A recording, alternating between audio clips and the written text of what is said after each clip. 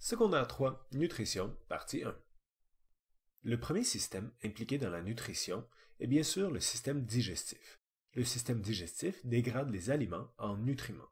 Les aliments sont les choses que nous mangeons, comme des tomates et des patates, et les nutriments sont essentiellement les molécules qui peuvent être directement absorbées par les cellules. Le deuxième système est le système circulatoire ou cardio-respiratoire. La fonction du système circulatoire est de transporter les nutriments et l'oxygène aux endroits où ils sont nécessaires dans le corps. Nous avons ensuite le système excréteur. Le système excréteur permet d'éliminer les déchets dont les toxines comme l'urée. Les toxines, quant à elles, sont des substances toxiques produites par les cellules des vivants. Tout ce qu'on mange peut être divisé en 6 nutriments différents. Les nutriments sont les éléments nutritifs sous leur forme la plus simple et donc directement utilisables par les cellules. Éléments nutritifs dans ce contexte veut dire éléments qui nourrissent le corps et donc qui sont nécessaires à son fonctionnement. Nous allons commencer par les glucides. Les glucides sont constitués d'un sucre ou d'une chaîne de sucre. Nous avons des monosaccharides qui sont essentiellement des sucres individuels, par exemple le glucose ou le fructose.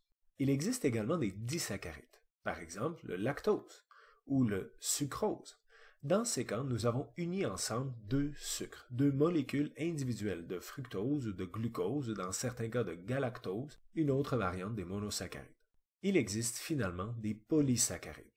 Un exemple serait l'amidon. Les polysaccharides sont une longue chaîne de sucres attachés ensemble. L'amidon peut être digéré et donc donne de l'énergie au corps humain.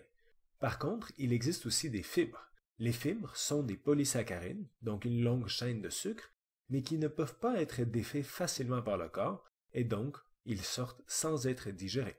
Le rôle des glucides est d'abord et avant tout d'apporter de l'énergie au corps. C'est en fait la principale source de l'énergie du corps. Pour ce qui est des fibres, eh bien, il s'agit des substances qui ne peuvent pas être digérées, et donc qui aident à éliminer les matières fécales. En gros, ça permet de faire caca.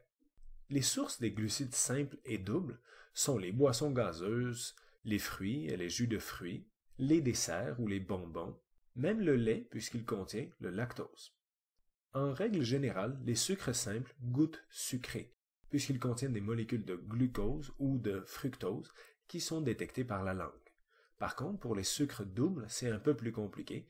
Par exemple, le lait ne goûte pas sucré. Pour ce qui est des sucres complexes, nous avons des céréales, du pain, des pâtes alimentaires, des pommes de terre, du riz, etc. Nous avons là des sources de sucre complexes et donc il n'y a pas de goût sucré dans ces cas-là. En règle générale, il est recommandé de consommer plutôt les sucres complexes. Les sucres simples seraient à éviter en grande quantité. Si nous mangeons trop souvent des sucres simples, nous pourrions par exemple développer des problèmes de diabète puisque le taux de sucre dans le sang doit être précisément contrôlé. Et si nous avons trop souvent de sucre simple, nous pourrions avoir des problèmes avec l'insuline et la capacité d'éliminer le sucre dans le sang. Le deuxième nutriment sont les protéines, ou les protides. Les protéines sont des longues chaînes d'acides aminés. Ces longues chaînes se replient sur elles-mêmes, et grâce à leur forme en 3 dimensions, elles peuvent accomplir une panoplie de fonctions dans le corps. Pour nommer que quelques fonctions, les protéines permettent de construire et de réparer les cellules.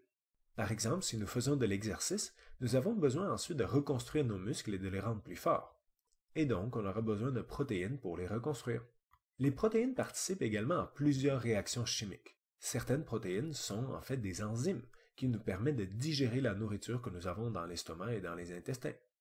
Sans les enzymes, la digestion serait à peu près impossible. Finalement, les protéines peuvent être source d'énergie puisque le foie les utilise pour faire de l'énergie. Les protéines se retrouvent dans la viande, les noix, les œufs, le poisson, le tofu, les légumineuses et bien d'autres. Le troisième nutriment que nous voyons sont les lipides, soit les gras. Les lipides sont essentiellement composés d'une molécule de glycérol et des acides gras qui sont des longues chaînes de carbone avec des hydrogènes de chaque côté.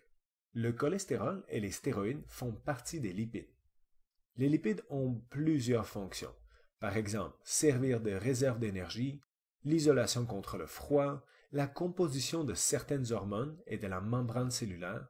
Elles permettent même l'absorption des vitamines liposolubles, c'est-à-dire celles qui se dissolvent dans les graisses.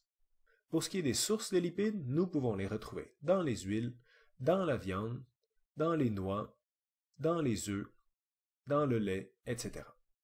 Dans la catégorie des lipides, il existe des gras saturés et des gras insaturés. Dans les gras saturés, les chaînes de carbone qui suivent la molécule de glycérol sont complètes. Tous les endroits où il peut y avoir des hydrogènes sont remplis avec des hydrogènes. Nous disons donc que c'est des gras saturés. Les chaînes de carbone qui suivent le glycérol sont donc droites. Dans ce cas, les molécules de graisse s'empilent les unes sur les autres facilement. C'est pour cette raison que les gras saturés vont être solides à la température de la pièce, puisque les molécules qui se rapprochent se collent les unes aux autres et ne veulent pas devenir liquides et donc ne se lâchent pas. Par contre, dans d'autres types de gras, il manque des hydrogènes. Les carbones sont donc obligés de faire une double liaison. C'est ce que nous appelons des gras insaturés, puisqu'ils manquent des hydrogènes et ne sont pas remplis complètement avec des hydrogènes. Dans le cas des gras insaturés, puisque deux carbones font une double liaison entre eux, nous avons une des chaînes de carbone qui a un angle différent des autres. Les molécules de graisse ne s'empilent pas facilement et donc ne peuvent pas rester collées. C'est pour cette raison que les gras insaturés restent liquides à la température de la pièce. Le beurre est un exemple de gras saturé, alors que l'huile est un exemple de gras insaturé. Nous accordons de l'importance aux gras saturés et insaturés pour la simple raison que s'ils peuvent devenir solides à la température de la pièce, ils auront plus de facilité à bloquer les artères et à donner des crises cardiaques.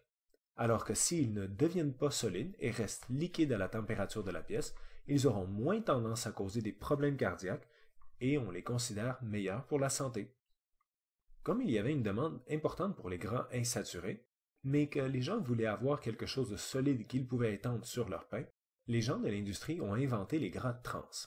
Les gras trans sont une modification dans la forme du gras où, même si nous avons une double liaison et qu'il manque des hydrogènes, nous avons quand même des chaînes de carbone qui sont droites. Les molécules de graisse peuvent se coller les unes sur les autres et nous avons encore une fois quelque chose de solide. Un bon exemple serait la margarine. Le seul problème est que les gras trans n'existent à peu près pas dans la nature et que le corps humain n'est pas très bon pour les digérer. Les gras trans, comme la margarine, sont donc encore pires que les gras saturés comme le beurre pour la santé et pour les problèmes cardiaques. La quatrième catégorie des nutriments sont les minéraux. Les minéraux sont des substances d'origine minérale nécessaires au fonctionnement du corps. Les minéraux ont plusieurs rôles. Par exemple, transporter de l'oxygène lorsqu'il s'agit du fer, construire des tissus comme des dents et des os, par exemple pour le calcium, la régulation et la répartition de l'eau, par exemple pour le sel, et la propagation des influx nerveux, par exemple le sodium et le potassium. Nous retrouvons les minéraux dans les fruits, les légumes, les produits laitiers, les viandes et substituts, le sel de table et bien d'autres. Nous avons ensuite les vitamines. Les vitamines sont des molécules organiques essentielles au fonctionnement du corps. La grande différence entre les vitamines et les minéraux, c'est que les vitamines viennent des vivants. Alors que les minéraux venaient des substances non vivantes, les vitamines viennent généralement de d'autres vivants. Dans les vitamines, nous avons d'abord les vitamines hydrosolubles, c'est-à-dire les vitamines qui se dissolvent dans l'eau. Si nous consommons trop de vitamine C par exemple, il y a peu de danger puisque nous allons aller aux toilettes et le pipi va contenir plus de vitamine C. Mais il existe également des vitamines liposolubles. Ce sont des vitamines qui vont se dissoudre dans les graisses. Dans ce cas, si nous avons trop de vitamine A, il sera un peu plus difficile de l'éliminer et donc le danger de hypervitaminose, c'est-à-dire avoir trop de vitamines dans le corps, est plus important. Le rôle des vitamines est aussi varié que les vitamines eux-mêmes. Ils peuvent permettre certaines réactions chimiques dans le corps, lutter contre les infections en renforçant l'organisme, réparer les tissus abîmés, aider à prévenir le cancer, etc. Pour ce qui est des sources de vitamines, eh bien nous les retrouvons dans les fruits, les légumes, les produits laitiers, les œufs, le foie, etc. Nous pouvons même produire certaines vitamines, comme la vitamine D et K, et certaines variétés de la vitamine B. Nous avons enfin la sixième catégorie de nutriments, qui est tout simplement de l'eau. Comme elle compose 60 à 70% de la masse corporelle, elle est effectivement très importante. Dans le corps, l'eau a plusieurs rôles, par exemple, transporter les substances dans le corps. Mais elle sert également de solvant pour la plupart des réactions chimiques et à la régulation de la température corporelle. C'est la raison pour laquelle on va suer. Pour ce qui est des sources d'eau, eh bien nous avons tout simplement boire de l'eau, du jus, des boissons gazeuses, des fruits, des légumes, du lait. En fait, elle compose environ 60% de ce que nous mangeons. Merci beaucoup tout le monde.